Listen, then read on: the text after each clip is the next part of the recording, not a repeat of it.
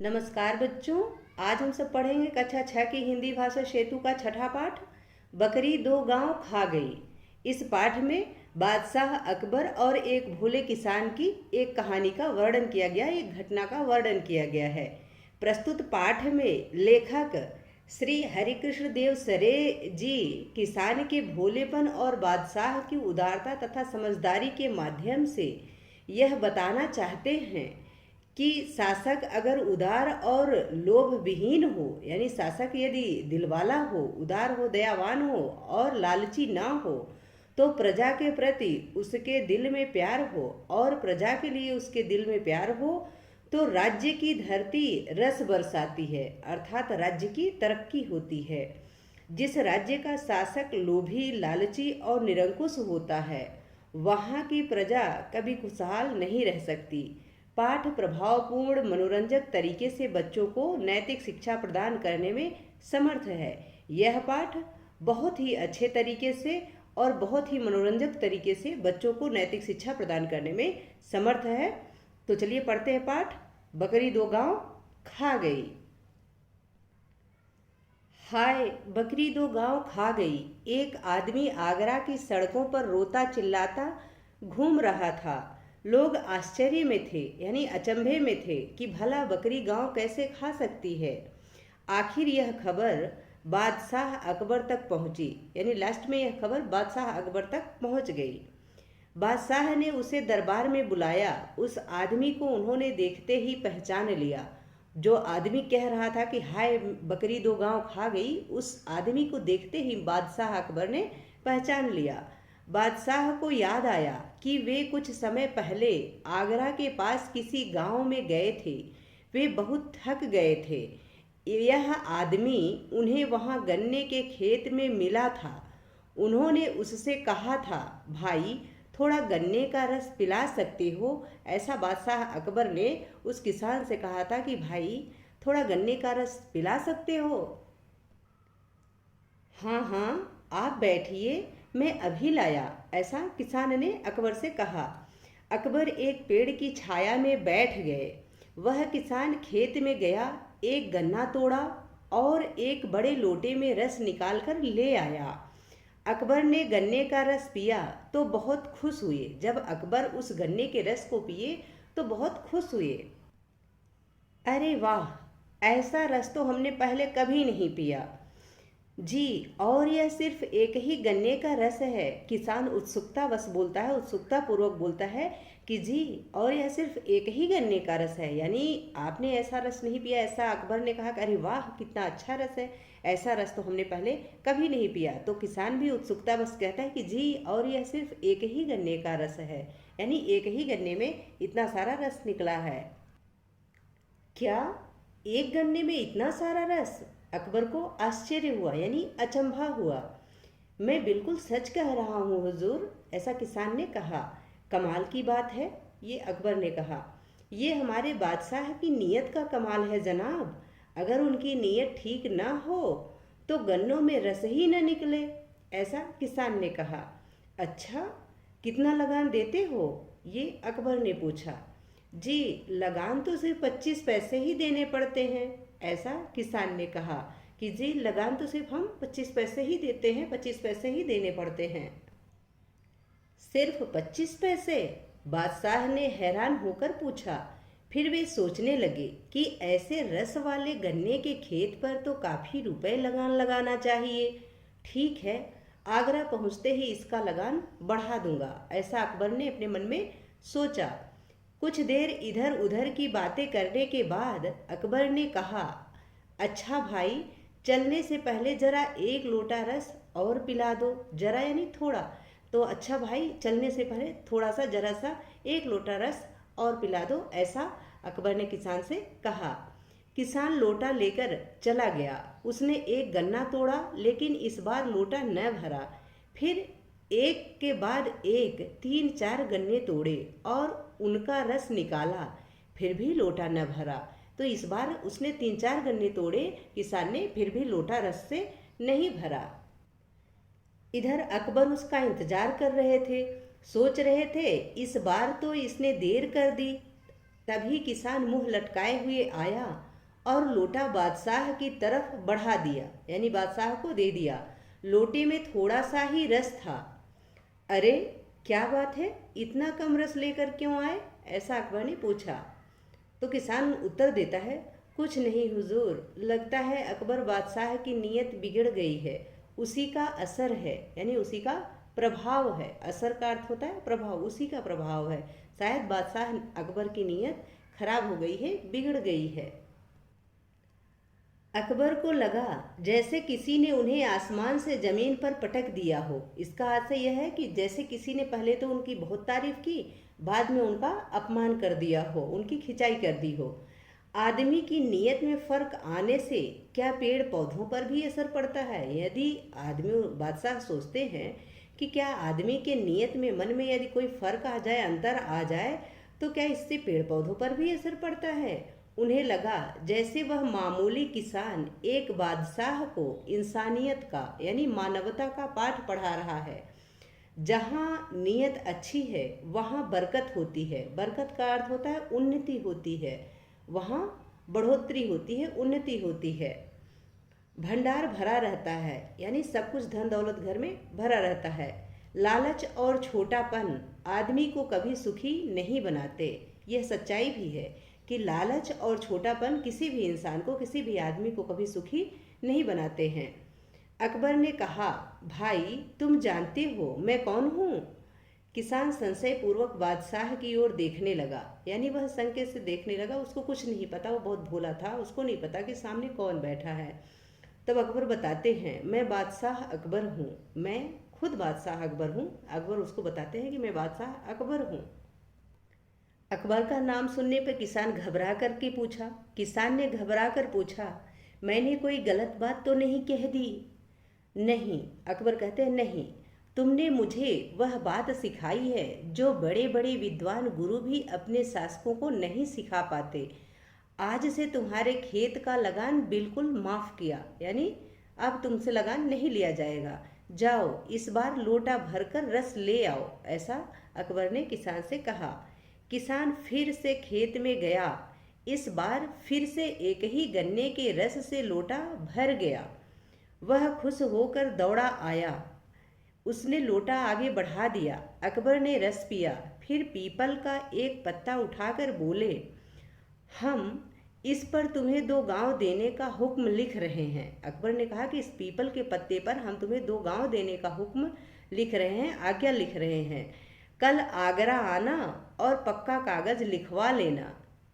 तुम्हारे खाने पीने का इंतजाम इन गांवों की आमदनी से हो जाएगा। अकबर कहते हैं कि कल आगरा आना और एक पक्का कागज लिखवा लेना, जिससे तुम्हें तुम्हारे खाने पीने का इंतजाम इन गांवों की आमदनी जो होगी उससे हो जाया करेगा। किसान ने पीपल का पत्ता रख लिया। अकबर चले गए। किसान काम में लग गया। कुछ देर बाद वह पत्ते की बात ही भूल गया। किसान की बकरी आई और उस पत्ते को खा गई। जब किसान को उस पत्ते की याद आई तो उसने देखा कि पत्ता तो अपनी जगह पर नहीं है। वह रोने चिल्लाने लगा, यानी परेशान हो गया। अब भला उसे बादशाह कैसे पहचानेंगे? उस पत्ते को देखे बिना गांव कैसे देंगे? वह जोर जोर से रोता चिल्लाता आगरा पहुंचा। हाय बकरी 2 गांव खा गई, हाय बकरी 2 गांव खा गई, ऐसे चिल्लाते चिल्लाते वह आगरा पहुंच गया।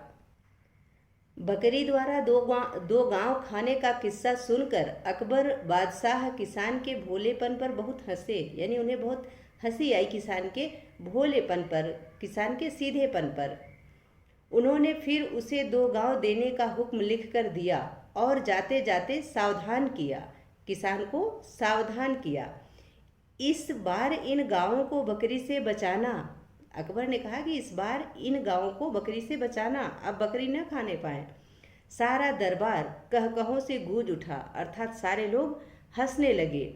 किस पे? किसान के भोलेपन पे और राजा अकबर की उदारता पर।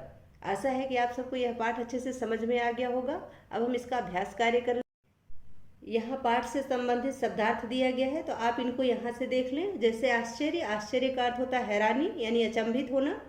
बरकत का अर्थ होता है कृपा, काफ़ी होना, उन्नति होना, तरक्की होना। हुक्म, हुक्म का अर्थ होता है आज्ञा करना। नियत, नियत का अर्थ होता है मन की भावना, आपके मन की इच्छा, मन की मनसा। लालच, लालच यानी लोभ, लालची होना। संशय, संशय का अर्थ होता है शक होना, शंका होना। ठीक है। अभ्यास प्रश्न, बोध और विचार, बहुविकल्पीय प्रश्न। सही विकल्प चुने। पहला प्रश्न है, किसान ने किस बादशाह को रस पिलाया? तो उत्तर है अकबर को, यानी ख ऑप्शन सही है।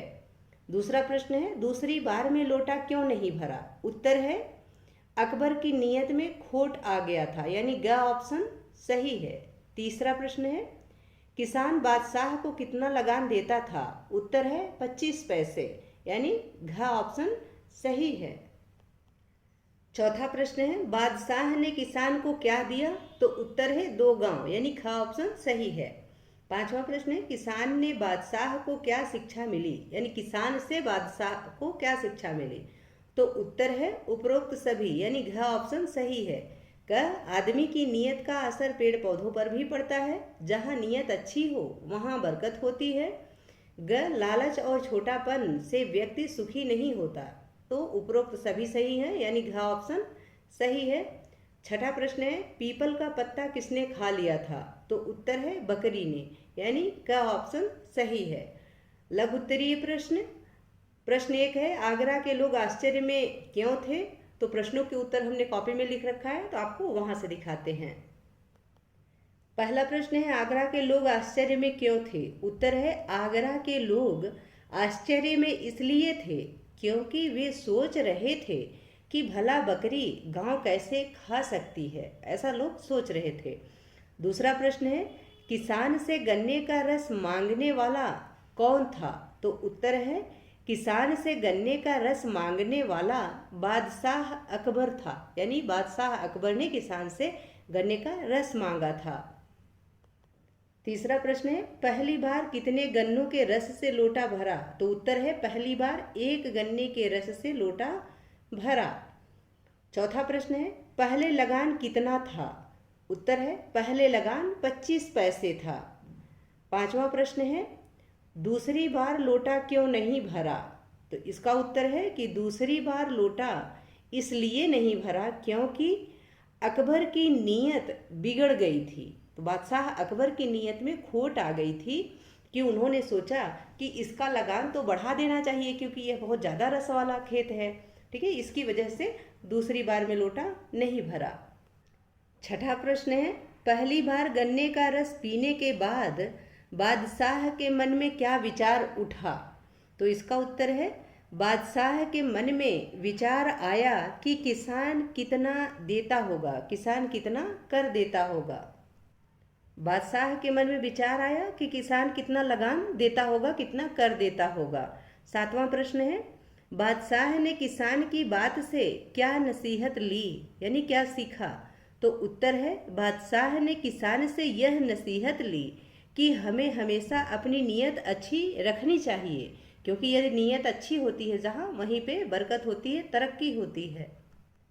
आठवां प्रश्न है, चलने से पहले बादशाह ने 1 लोटा रस और पीने की मांग क्यों की? यानी 1 लोटा रस और क्यों पीना चाहते थे? तो उत्तर है बादशाह अपनी नीयत परखना चाहते थे, इसीलिए उन्होंने चलने से पहले 1 लोटा गन्ने का रस मांगा। यानी वो चाहते थे कि देखें कि नीयत में सुधार या नीयत में खराबी, क्या इसका असर पेड़ पौधों पर पड़ता है, इसीलिए उन्होंने फिर से 1 लोटा रस मांगा था। 9वां प्रश्न है, बकरी के 2 गांव खाने से लेखक का क्या आशय है? तो लेखक यहाँ क्या कहना चाहते हैं?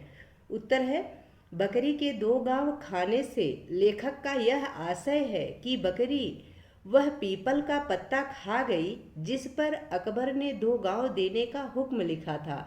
यानी वो पीपल का पत्ता मामूली पीपल का पत्ता नहीं रह गया था, बल्कि उसकी कीमत 2 गांव के बराबर हो गई थी, बहुत कीमती हो गया था, क्योंकि उसी पीपल के पत्ते पे बादशाह अकबर ने 2 गांव देने का हुक्म लिखा था। 10वां प्रश्न है, बादशाह ने किसान को किस प्रकार सावधान किया? तो इसका उत्तर है बादशाह ने किसान को सावधान करते हुए कहा कि इस बार इन गांवों को बकरी से बचाना। तो यह कह करके किसान को सावधान किया कि कहीं ऐसा न हो कि ये असली वाले कागज़ को भी बकरी खा जाए, तो बकरी से इन कागज़ों को बचाना। आगे है दीर्घोत्तरीय प्रश्न। प्रश्न 1 है 10 पंक्तियों में किसान का चरित्र चित्रण कीजिए, यानी 10 लाइनें किसान के बारे में लिखिए। तो पहला है, उत्तर है इसका, किसान एक भोला भाला व्यक्ति था। दूसरा, वह मेहनती और अच्छी नीयत का इंसान था, यानी उसकी नीयत अच्छी थी। तीसरा, उसने बादशाह अकबर की सेवा बड़ी तल्लीनियत के साथ की, यानी बहुत प्रेम से की। चौथा, वह बादशाह के हुक्म का पालन करता है। इस पाठ में किसान बादशाह की हुक्म का, बादशाह की आज्ञा का पालन करता है। पांचवा, किसान ने बादशाह को गन्ने का रस पिलाकर अपने राजा के प्रति कृतज्ञता प्रकट की, यानी धन्यवाद प्रकट किया। छठा है, किसान ने बादशाह अकबर को नियति और इंसानियत का पाठ पढ़ाया। नियति और इंसानियत का पाठ भी बादशाह अकबर को किसान पढ़ाता है। सातवां, किसान सच्चाई का प्रतीक था, यानी किसान झूठ नहीं बोला है। किसी भी परिस्थिति में किसान ने ना तो झूठ बोला है, ना तो अपनी लालच बढ़ाई है। आठवां, किसान में स्वामी भक्ति कूट कूट कर भरी हुई थी, यानी जैसे उसे पता चला कि बादशाह अकबर हैं, उन्होंने उनकी कितनी सेवा की। नौवां, वह लगान समय पर चुकाता था, यानी चोरी करने वाला नहीं था। 10वां, किसान एक सीधा सच्चा ईमानदार तथा कर्तव्यनिष्ठ व्यक्ति है, वह बहुत अच्छा इंसान था। ठीक है। दूसरा प्रश्न है दीर्घोत्तरीय प्रश्न का, कहानी में अकबर के चरित्र का कौन सा पक्ष उजागर होता है?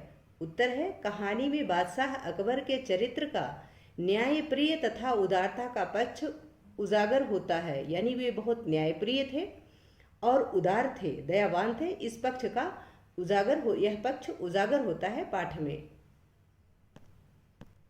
तीसरा प्रश्न है, किसान को अकबर ने क्या इनाम दिया? तो उत्तर है, किसान को अकबर ने 2 गांव इनाम में दिए। इन गांवों की आमदनी से किसान के खाने पीने का इंतजाम हो जाएगा, ऐसा कह करके किसान को अकबर ने 2 गांव इनाम में दिया था। चौथा प्रश्न है, अकबर ने कितनी बार किसान से रस मांगा और क्यों? तो उत्तर है, अकबर ने 3 बार किसान से गन्ने का रस मांगा। पहली बार बादशाह ने रस इसलिए मांगा क्योंकि वे थक गए थे। दूसरी बार और रस पीना चाहते थे, यानी पहली बार तो थके हुए थे इसलिए रस मांगा, और दूसरी बार उनकी और रस पीने की इच्छा थी, इस वजह से रस मांगे थे। जबकि तीसरी बार वे अपनी नीयत परखना चाहते थे, यानी वे जानना चाहते थे कि अच्छी नीयत का क्या असर पेड़ पौधों पर भी पड़ता है, तो अपनी नीयत को परखने के लिए तीसरी बार उन्होंने रस को मांगा था। ठीक है। आगे है 5वां प्रश्न, इस कहानी से क्या शिक्षा मिलती है? तो हमें इस कहानी से क्या शिक्षा मिलती है? उत्तर है, इस कहानी से हमें यह शिक्षा मिलती है कि हमें अपनी नीयत हमेशा अच्छी रखनी चाहिए। साथ ही साथ पाठ से उदारता एवं नैतिकता की भी सीख मिलती है, अच्छी सीख मिलती है। यानी इस पाठ से हमें यह शिक्षा मिलती है कि हमें अपनी नीयत अच्छी रखनी चाहिए और अपने मन में उदारता रखनी चाहिए। उदारता एवं नैतिकता की भी अच्छी सीख इस पाठ के द्वारा हमें मिलती है। छठा प्रश्न है, रिक्त स्थानों की पूर्ति कीजिए, यानी जो रिक्त स्थान है उसको आपको भरना है। किसान फिर से खेत में गया, इस बार फिर भरना है, से एक ही गन्ने के रस से लोटा भर गया, तो यहाँ भर भरा जाएगा। वह खुश होकर दौड़ा आया, उसने लोटा आगे बढ़ा दिया, तो आगे भरा जाएगा। अकबर ने रस पिया, फिर पीपल का एक पत्ता उठाकर बोले, ये जो खाली स्थान है यहाँ कुछ नहीं भरना है। ठीक है। बोले, हम इस पर तुम्हें 2 गांव देने का हुक्म दे रहे हैं, यहाँ 2 भरा जाएगा। कल आगरा आना और पक्के कागज लिखवा लेना, तुम्हारे खाने पीने का इंतजाम इन गांवों की आमदनी से हो जाएगा, तो यहाँ आगरा भरा जाएगा, यहाँ इंतजाम भरा जाएगा। ठीक है। अगला प्रश्न है 7वां, आशय स्पष्ट कीजिए। कह है, अकबर को लगा जैसे किसी ने उन्हें आसमान से जमीन पर पटक दिया हो, तो इसका आशय क्या है?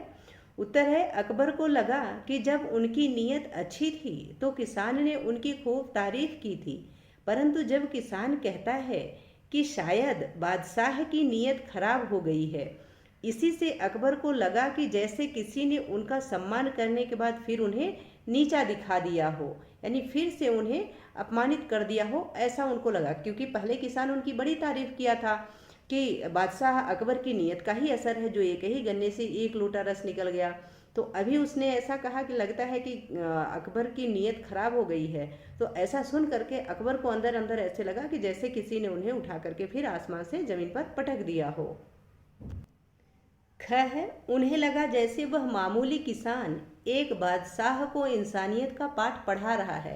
तो इसका आशय यह है कि बादशाह किसान की मासूमियत एवं भोलेपन से बहुत खुश हुए। उन्हें लगा कि यह किसान मुझे इंसानियत का सबसे बड़ा पाठ पढ़ा रहा है, यानी यह कितना भोला इंसान है, कितनी बड़ी बात कह रहा है, इसको खुद नहीं पता कि ये मुझे कितनी अच्छी सीख सिखा रहा है, कितनी अच्छी सीख दे रहा है। ठीक है, अगला प्रश्न है 8वां। बताइए किसने किससे कहा। तो किसने किससे कहा, इधर कथन है, इधर किसने किससे कहा, ये आपको लिखना है। क है, थोड़ा गन्ने का रस पिला सकते हो। यह किसने कहा, अकबर ने। किससे, किसान से। ख, यह सिर्फ एक ही गन्ने का रस है। किसने कहा, किसान ने, अकबर से। ग है, कमाल की बात है। किसने कहा, अकबर ने, किसान से। घ है, लगान तो सिर्फ 25 पैसे ही देने पड़ते हैं। किसान ने कहा, अकबर से। ङ है, तुमने मुझे वह बात सिखाई है जो बड़े बड़े विद्वान गुरु भी अपने शासकों को नहीं सिखा पाते। यह बात अकबर कहते हैं, किसान से। च है, इस बार इन गांवों को बकरी से बचाना। तो यह बात अकबर कहते हैं, किसान से। ठीक है, आगे है भाषा बोधन। भाषा बोधन का पहला प्रश्न है, निम्नलिखित वाक्यों में प्रयुक्त सर्वनाम शब्दों के नीचे रेखा खींचिए तथा सामने उसका भेद लिखिए, यानी प्रकार लिखिए कि किस प्रकार का सर्वनाम है। क है, बादशाह ने उसे दरबार में बुलाया। तो ये उसे जो है यह सर्वनाम शब्द है, यह अन्य पुरुषवाचक सर्वनाम है। ख है, वे आगरा के पास किसी गांव में गए थे। तो वे जो है यह सर्वनाम शब्द है, अन्य पुरुषवाचक सर्वनाम है। ग है, अकबर को लगा जैसे उन्हें आसमान से जमीन पर पटक दिया गया हो। तो इसमें उन्हें यह सर्वनाम शब्द है, अन्य पुरुषवाचक सर्वनाम है, ये भी अन्य पुरुषवाचक सर्वनाम शब्द ही है। ठीक है, घ है, मैंने कोई गलत बात तो नहीं कही। यह उत्तम पुरुषवाचक सर्वनाम है, जो कि मैंने जो है यह सर्वनाम शब्द है जिसका उत्तम पुरुषवाचक सर्वनाम है। ठीक है, ङ है, किसने पीपल का पत्ता खाया। तो ये किसने जो है यह सर्वनाम पद है और यह प्रश्नवाचक सर्वनाम है, यानी इसमें प्रश्न पूछा गया है। ठीक है, आगे है दूसरा प्रश्न, शब्द का सही रूप रिक्त स्थानों में भरिए। अच्छा, जहाँ नीयत अच्छी है वहाँ बरकत है। सिखाना, तुमने मुझे जो बात सिखाई है वह और कोई नहीं सिखा सकता। सुख, लालच और छोटापन आदमी को कभी सुखी नहीं बनाता। भोला, अकबर किसान के भोलेपन पर बहुत हंसे। तो ये आपको यहाँ पे भरना था। ठीक है, अच्छा से अच्छी लिखना था, सिखाना से सिखाई, सुख से सुखी, भोला से भोलेपन, यानी जो सही रूप है उसको ही भरना था। तो ये सारे सही रूप हैं। आगे तीसरा प्रश्न है, वाक्य को बहुवचन रूप में परिवर्तित करके पुनः लिखिए, यानी जो वाक्य आपको यहाँ दिए गए हैं इनको बहुवचन बना करके लिखना है। क है, यह आदमी गन्ना लाया था। तो इसका बहुवचन क्या होगा कि ये आदमी गन्ने लाए थे। ख है, वह पीपल का पत्ता उठा लाया। तो वे पीपल के पत्ते उठा लाए, बहुवचन में ऐसा बनेगा। ग है, इस गांव को बकरी से बचाना। तो बहुवचन में क्या होगा कि इन गांवों को बकरियों से बचाना। ठीक है, चौथा प्रश्न है, वाक्य बनाइए। इंतजाम, सावधान, आश्चर्य और विद्वान, इन शब्दों से आपको वाक्य बनाना है। तो हम वाक्य आपको दिखाते हैं। क है, इंतजाम, पूजा के लिए फूलों का इंतजाम करो। ठीक है। ख है, सावधान, तो राष्ट्रगान सावधान होकर गाना चाहिए। ग है, आश्चर्य, तो बड़े आश्चर्य की बात है कि तुम्हें राष्ट्रपति का नाम नहीं पता है। आगे है विद्वान, विद्वान, तुम खुद को बहुत विद्वान समझते हो। ये वाक्य हैं जिसमें विद्वान शब्द का प्रयोग करके वाक्य बनाया गया है। ठीक है, आगे अगला प्रश्न है 5वां। उदाहरण देखिए, समझिए और कीजिए। इस उदाहरण को आप देखिए, जिस प्रकार किया गया है उसी प्रकार आपको नीचे करना है। उदाहरण है, किसान ने गन्ना तोड़ा, उसका रस निकाला। बनाया गया है, किसान ने गन्ना तोड़कर रस निकाला। इसी प्रकार आपको भी बनाना है। जैसे क है, वह थक गया, वह दम लेने बैठ गया। इसका उत्तर रहेगा, वह थक कर दम लेने बैठ गया। ख है, वह बीमार पड़ा, वह लेटा रहा। इसका उत्तर होगा, वह बीमार पड़कर लेटा रहा। ग है, वह गांव गया, वह दादा से मिला। तो उत्तर है इसका, वह गांव जाकर दादा से मिला। ठीक है। अगला प्रश्न है छठा, जो शब्द क्रिया की विशेषता बताते हैं उन्हें क्रिया विशेषण कहते हैं। जैसे धीरे धीरे चलो, तो इसमें धीरे धीरे जो शब्द है यह क्रिया की विशेषता बताने वाले शब्द हैं, इसलिए इनको क्रिया विशेषण शब्द कहते हैं। तो यहाँ क्रिया विशेषण लगे हुए शब्द बने हुए हैं। जैसे वह तेज चिल्लाने लगा, तो ये तेज शब्द जो है यह क्रिया विशेषण है। तुम कल जाना, तो इसमें कल जो है यह क्रिया विशेषण है। ग है, राजा ऊपर बैठा है, इसमें ऊपर जो है यह क्रिया विशेषण है, बैठने की विशेषता बता रहा है। कम खाओ, ये कम जब शब्द जो है यह खाने की विशेषता बता रहा है, यानी यह क्रिया विशेषण शब्द है। इसी प्रकार आपको भी 4 वाक्य बनाने हैं। ठीक है, हम आप वाक्य आपको दिखा देते हैं। यहाँ बताया गया है ना कि ऐसे 4 उदाहरण आप भी दीजिए, यानी इसी प्रकार के 4 उदाहरण आप भी लिखिए। तो 4 उदाहरण ये हैं कि तुम तेज बोलते हो, तो यहाँ तेज शब्द जो है यह क्रिया विशेषण है। वह नीचे जा रहा है, तो नीचे जाना यह क्रिया विशेषण है। तुम रोज स्कूल जाते हो, तो यहाँ रोज शब्द जो है क्रिया विशेषण है। उसने पानी कम पिया, तो ये कम शब्द जो है यह क्रिया विशेषण है। ठीक है। अगला है 7वां प्रश्न, उपयुक्त स्थानों पर सही विराम चिन्ह लगाइए, यानी जो सही स्थान है वहीं पे आप सही विराम चिन्ह लगाइए। क है, वह जोर से रोता चिल्लाता आगरा पहुंचा, यहाँ डैश लगेगा बीच में और फिर यहाँ इन्वर्टेड कामा लगेगा। हाय, यहाँ विस्मय बोधक चिन्ह लगेगा। बकरी 2 गांव खा गई, फिर इन्वर्टेड कामा बंद। ख है, बादशाह ने जाते जाते किसान को सावधान किया, यहाँ डैश लगेगा, फिर इन्वर्टेड कामा। इस बार इन गांवों को बकरी से बचाना, इन्वर्टेड कामा बंद। तो ये आपको ये चिन्ह यहाँ पे लगाने हैं। वैसे भी जब आप पुस्तक पढ़ रहे होंगे उस टाइम आप देखेंगे तो जहाँ विराम चिन्ह लगा है, जो चिन्ह लगा हुआ है, चाहे वो विस्मय बोधक हो या विराम चिन्ह हो, इन्वर्टेड कामा हो, वहीं आपको भी लगाना है। तो एक बार पाठ को जरूर देख लें। ठीक है। ज्ञान विस्तार विद्यार्थियों को स्वयं करना है, तो इसको आप सब स्वयं कीजिए। आशा है कि यह पाठ आप सबको अच्छे से समझ में आ गया होगा। इसकी एक्सरसाइजेज भी अच्छे से समझ में आ गई होंगी। यदि पाठ से संबंधित या वीडियो से संबंधित कोई सुझाव हो तो प्लीज़ कमेंट बॉक्स में अवश्य लिखें। वीडियो पसंद आए तो इसको लाइक करें, शेयर करें और चैनल पर नए हैं तो प्लीज़ इसे सब्सक्राइब अवश्य